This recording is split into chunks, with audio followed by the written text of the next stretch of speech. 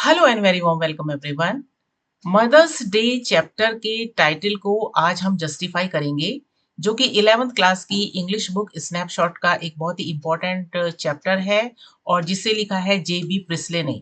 Mother's day यानी जो chapter का नाम है, ये सही है या गलत, इसको हमको जस्टिफाई करना है। जस्टिफाई द टाइटल नाम से जो क्वेश्चन आता है, ये लगभग 4 या 5 मार्क्स का होता है और एक लॉन्ग आंसर टाइप क्वेश्चंस में से एक होता है, जिसका आंसर हमको 100 टू 120 वर्ड्स में लिखना होता है। तो आइए देखते हैं इस क्वेश्चन के आंसर को हम कैसे लिखेंगे।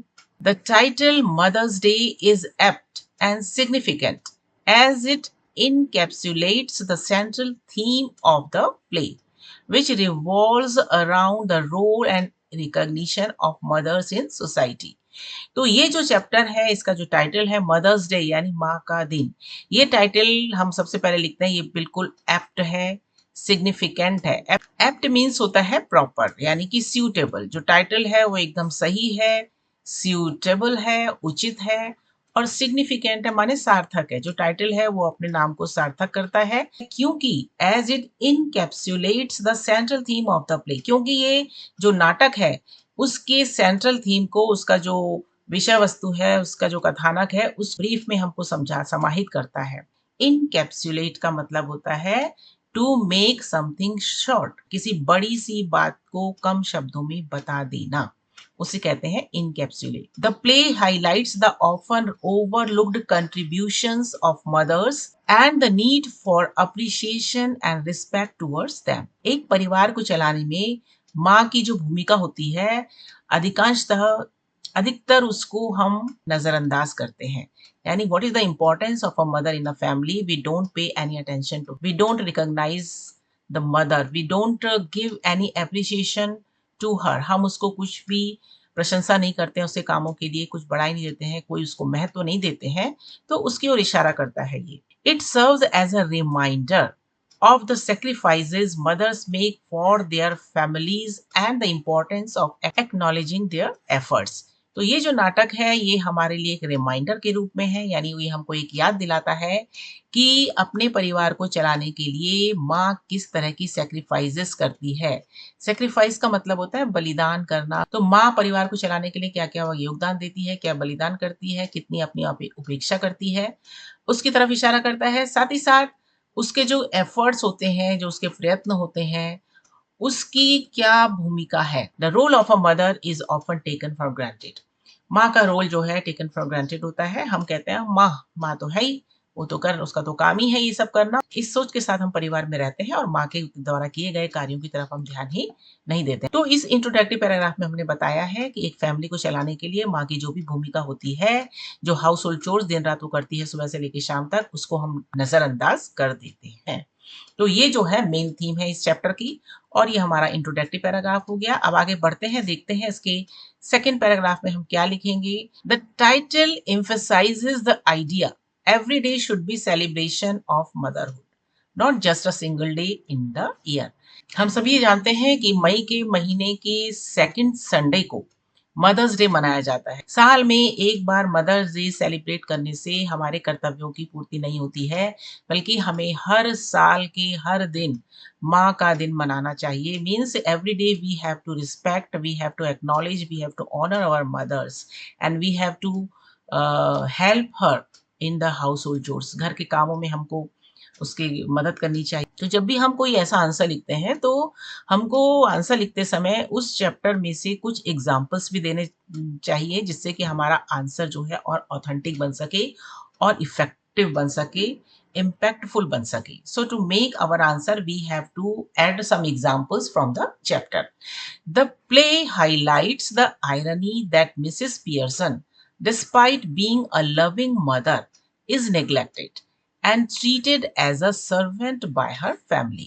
अब अगर आपने चैप्टर पढ़ा है तो आपको पता होगा इसकी कहानी।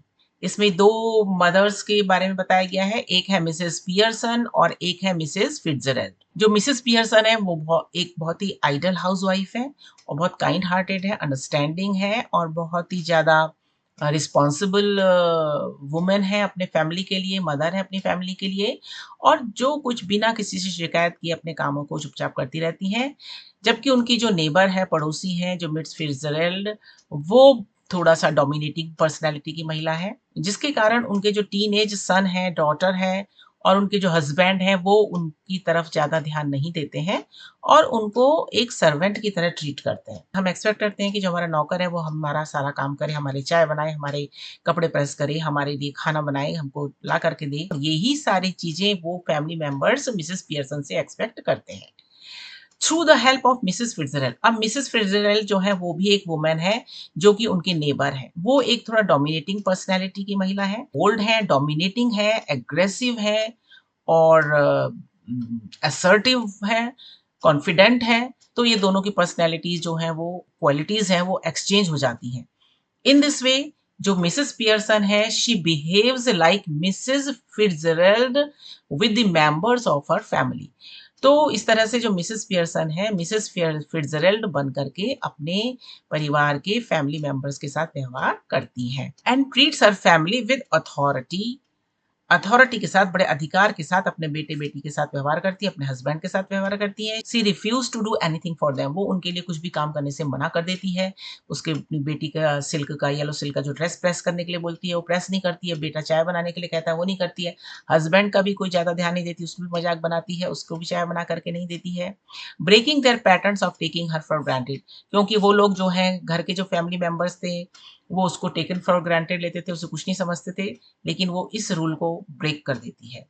जैसे ही वो अपनी मदर का व्यवहार चेंज देखते हैं, तो सारे के सारे जो फैमिली मेंबर्स थे, यानी हस्बैंड और जो चिल्ड्रन थे, वो एकदम से चौंक जाते हैं, शॉक्ड हो जाते हैं कि why she is behaving in this वे, कि ये हमारी माँ जो है इस तरह से व्यवहार क्यों कर रही है। बाय द एंड, तो थर्ड पैराग्राफ में हम लिखेंगे, by the end the children Doris and Cyril and husband George learn their lesson.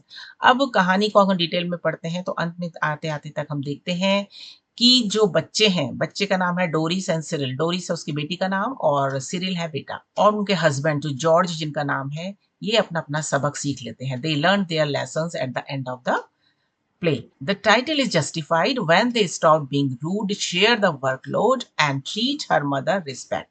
ये जो टाइटल है चैप्टर का, मदर्स डे, पहले तो व्यंग के रूप में हमको दिखाई देता है कि मदर से मदर्स डे, माँ का दिन कैसा होगा जब माँ से नौकरानी की तरह सारे दिन भर काम में लगी रहती है। लेकिन एंड में हम देखते हैं कि टाइटल जो है अब पूरी तरह से जस्टिफाइड हो जाता है जब वो जो बच्चे हैं, जो फैमिली मेंबर्स हैं, हस्बैंड हैं, वो जो रूडली बिहेव करते थे, उसके साथ रूखा व्यवहार करते थे, शेयर देयर, अब वो उससे अच्छे से बात करने लगते हैं। They started speaking politely, respectfully with her and share the workload. जो वर्कलोड था माँ का, उसको जो है वो बहुत अच्छे से काम करने लगते हैं, शेयर करने लगते हैं, यानी माँ के काम में हाथ बटाने लगते हैं। And treat her with respect, और बड़े सम्मान के साथ, इज्जत के साथ, ऑनर के साथ उससे बात करने लगते हैं।